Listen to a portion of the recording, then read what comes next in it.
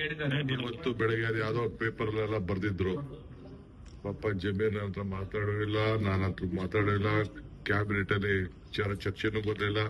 ನಾನು ಕ್ಯಾಬಿನೆಟ್ ಮುಗಿಸ್ಕೊಂಡು ನಂದೇನೋ ಕುಟುಂಬದ ಕೆಲಸ ಆಯ್ತು, ಅರ್ಜೆಂಟ್ ಅಲ್ಲಿ ಹೊರಟೋದೆ. ಅದು ಬಿಟ್ರೆ ಬೇರೆ ಯಾವ್ದು ಇಲ್ಲ ನನ್ಗೆ. ಆ ವಿಚಾರದಲ್ಲಿ ಯಾವ ಹೈಕಮಾಂಡ್ ಏನ್ ಹೇಳಿರ್ತದೆ, ನಾನು ಚೀಫ್ ಮಿನಿಸ್ಟರ್ ಕೆಲವು ವಿಚಾರ ಮಾತಾಡಿದ್ದು, ಸಿಎಂ ಕೆಲವು ನಿರ್ಧಾರಗಳು ತೆಗೆದುಕೊಂಡಿದ್ದಾರೆ, ಪಕ್ಷ ಕೆಲವು ನಿರ್ಧಾರ ತೆಗೆದುಕೊಂಡಿದೆ. ಇಷ್ಟೇ. ಮುಸ್ಲಿಂ ನಾಯಕರು ಟಾರ್ಗೆಟ್ ಆಗ್ತಾ ಇದ್ದಾರೆ. No Muslim. ಕಾಂಗ್ರೆಸ್ ಪಕ್ಷ ಮುಸ್ಲಿಮ್ಸ್ಗೆ ನಾವು ಸಹಾಯ ಮಾಡಿದಷ್ಟು, ರಕ್ಷಣೆ ಮಾಡಿದಷ್ಟು, ಪ್ರತಿ ಒಂದು ಸಂದರ್ಭದಲ್ಲೂ ಕೂಡ ಬೆನ್ನೆಲುಬು ನಿಂತಿರೋದು.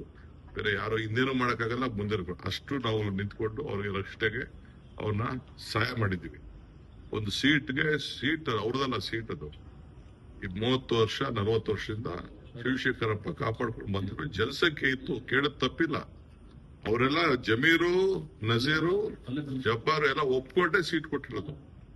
ಫಲಿತಾಂಶ ಬರಕ್ಕಿಂತ ಮುಂಚೆ ಹರಿಬರಿಲಿ ಈ ರೀತಿಯ ನಿರ್ಧಾರಗಳು ಚರ್ಚೆಗಳಾಗ್ತಿದೆ. ಕೆಲವು ರಿಪೋರ್ಟ್ಸ್ ಬಂದಿದೆ, ಆ ಪ್ರಕಾರ ತೀರ್ಮಾನ ಮಾಡಿದ್ದಾರೆ.